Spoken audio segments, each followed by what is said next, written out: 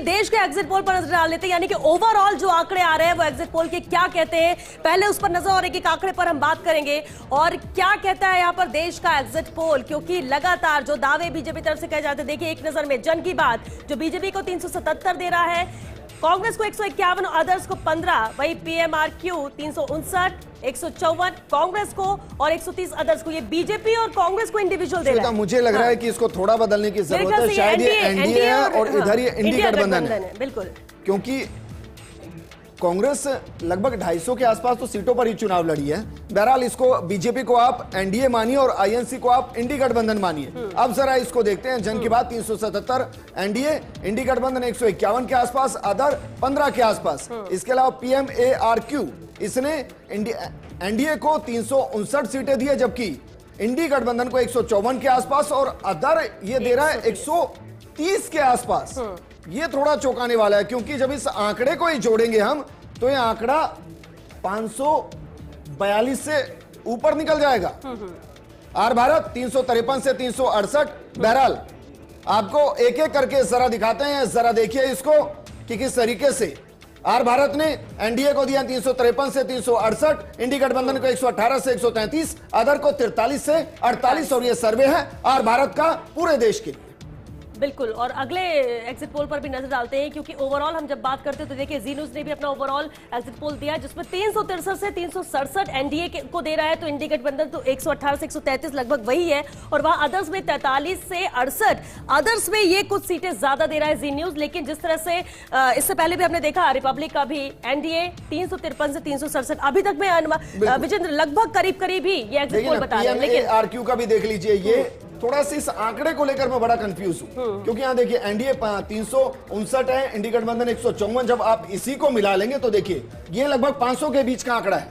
अब ये 500 के बीच का आंकड़ा है तो 130 नहीं हो सकता, ये 30 से 50 तो हो सकता है, लेकिन 130 नहीं हो सकता। और ये नाम भी मैंने पहली बार ये सुना है कि पीएमएक्यूआर क्या है। बिल्कुल, और एनडीटीवी का भी बीजेपी, ये राजस्थान का है, देखिए ये राजस्थान का है, बीजेपी 20, इंडी गठबंधन 4 और अदर्स 1। लेकिन बेहद अहम है, जहां पिछली बार 25 की 25 सीटें बीजेपी के पास, और इसलिए लगातार दावे की जाती कि हमारे, लेकिन शुरुआती तौर से माना जाता था कि 3 से 4 सीटें ऐसी जो फंसी हुई, जहां पर मुकाबला बहुत कड़ा है, ऐसे में अपने हाथ से सीट जा भी सकती है। और कम से कम एग्जिट पोल जो अभी राजस्थान का बता रहा है एनडीटीवी का, वो यही इंडिकेट कर रहा है। हालांकि कांग्रेस जरूर मान रही है कि ये भी गलत है, 4 नहीं, हम कम से कम 6 से 8 सीटें भी यहां पर ला सकते हैं, ये उनका दावा। श्वेता हमारे साथ, योगी जी तो लगातार बने हो हमारे साथ, जो कांग्रेस से जुड़े हैं वो यशवर्धन सिंह जी जुड़े हैं, और साथ में हमारे साथ आम आदमी पार्टी से अमित जी जुड़े हैं। जल्दी हमारे साथ मनीष पारिक जी भी जुड़ेंगे। लेकिन यशवर्धन जी, सवाल आपसे है, जो अभी तक के सर्वे आए, इंडिया टीवी, एनडीटीवी का सर्वे, आर भारत का सर्वे,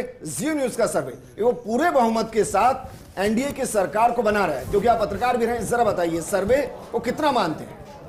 देखिए, बड़ा अजीब सा मामला है कि चुनाव आयोग 10-11 दिन बाद वोटिंग परसेंटेज देता है, तो हम ये जो आकलन, जिस आधार पर आकलन निकले हैं, ये कौन से वोटिंग के परसेंटेज पर आकलन निकले हैं? 4 तारीख को देखिएगा, आज जो आकलन वोटिंग परसेंटेज जो बताया वो 4 को बदल जाएगा।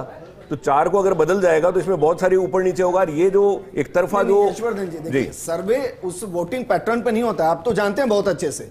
उनकी टीम बाकायदा जमीन पर गई है, उन्होंने सैंपल कलेक्ट किया है, सैंपल कलेक्ट करने के बाद उन्होंने सर्वे को निकाला। और इस बीच देखिए छत्तीसगढ़ का भी एग्जिट पोल आ चुका है, उस पर भी नजर डाल लेते हैं। छत्तीसगढ़ का एग्जिट पोल क्या कहता है, उस पर नजर डालते, क्योंकि न्यूज 24 टुडे चाणक्य का एग्जिट पोल है, लेकिन छत्तीसगढ़ अहम राज्य है, 11 सीटें हैं, और ऐसे में यहां पर बीजेपी को 11, कांग्रेस को 0 और अदर्स भी 0, यानी कि क्लीन स्वीप।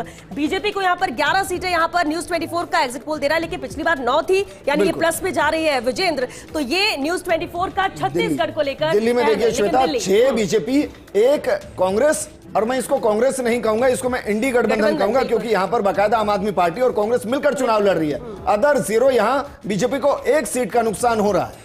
बिल्कुल, और असम में भी देखिए न्यूज 24 यहां पर बीजेपी को 12, कांग्रेस को 1 और अदर्स को 1, तो यहां पर भी शायद इंडी गठबंधन भी हो सकता है या फिर कांग्रेस, लेकिन 12, 1 और अदर्स। ये असम का न्यूज 24 का एग्जिट पोल है, असम राज्य को लेकर। और अभी तक न्यूज 24 में 2 राज्य हम कह सकते हैं श्वेता। मध्य प्रदेश देख लेते हैं, क्लीन स्वीप, एक और मध्य प्रदेश क्लीन स्वीप। एक सीट तो यहां से, एक सीट यहां से गई, बिल्कुल, बीजेपी 29 और कांग्रेस और अदर्स। बेटे नकुलनाथ की बहरहाल आप देखिए, इसलिए इस बार एक सीट गई जो मिली हुई थी यहाँ पर कांग्रेस को। मैं अभी जब चर्चा भी हो रही थी, दिग्विजय सिंह खुद चुनाव लड़ा है बिल्कुल। और देखिए मध्य प्रदेश में क्लीन स्वीप दिखा रहा है न्यूज 24, इसके अलावा गुजरात में क्लीन स्वीप दिखा रहा है न्यूज 24, छत्तीसगढ़ में क्लीन स्वीप दिखा रहा है न्यूज 24। लेकिन राजस्थान में उम्मीदें टूट गई। राजस्थान में उम्मीदें टूट गई क्योंकि 25 के दावे जरूर थे, लगातार 2 बार से जीत रहे थे, लेकिन इस बार जो एग्जिट पोल कह रहे हैं उसके हिसाब से अगर बात करें, अगर आप एग्जिट पोल में मान रहे हो कि गुजरात सही है, मध्य प्रदेश सही है, छत्तीसगढ़ सही है, तो फिर राजस्थान भी सही है, मानना पड़ेगा। लेकिन अगर वो 353 के आंकड़े को लेकर जा रहे हैं तो उनको बीजेपी को उत्तर भारत में सीट देनी पड़ेगी, दक्षिण में तो एक बड़ा नुकसान है। मनीष पारिक जी हमारे साथ जुड़ चुके हैं। मनीष जी स्वागत है आपका। मनीष जी क्या कहेंगे इससे लेकर? मध्य प्रदेश में भी क्लीन स्वीप, गुजरात भी फेवर में पूरी तरह से, छत्तीसगढ़ में भी पूरी 11 सीटें। जी निश्चित तौर पर आप कह रहे हैं कि 49 सीटों का इजाफा होगा भारतीय जनता पार्टी में, जो बंगाल में, उड़ीसा में 49 सीटें बढ़ रही है जो अन्य स्टेटों में, और जो जहां पर बीजेपी ने फुल क्लीन स्वीप किया है वहां वो रिटेन करेंगे। राजस्थान के बारे में भी जो कंफ्यूजन है वो थोड़ी देर में दूर होगा, मुझे लगता है थोड़े दिन में, मतलब 2-3 दिन में, क्योंकि जो महिलाएं बीजेपी की वोटर बन के उभरी है वो दोपहर में वोट देकर आई है। सबको लगता है पहले 3-4 फेज में निश्चित तौर पर विपक्ष तो मैदान में नहीं था, सबको लगता था मोदी जी की सरकार बनेगी तो एक सीट पर इसको वोट देने से क्या फायदा। मुझे लगता है यही इनके लिए मुसीबत बन गया, और ये जो बीजेपी की सरकार निश्चित तौर पर बनने वाली है, वो जो कॉन्फिडेंस लेवल था उसकी सैंटिटी पूरी बरकरार रही पूरे चुनाव में। निश्चित तौर पर ना तो वो महिलाएं पान की दुकान पर जाती है, ना वो कोई टीवी मीडिया के सामने जाती है, वो सीधी जाती है और अपने लाभान्वित बनकर मोदी सरकार को वोट दे आती है। ठीक है, जिस अंडरकरंट की बात करती कि कुछ भी हो सकता है, इसलिए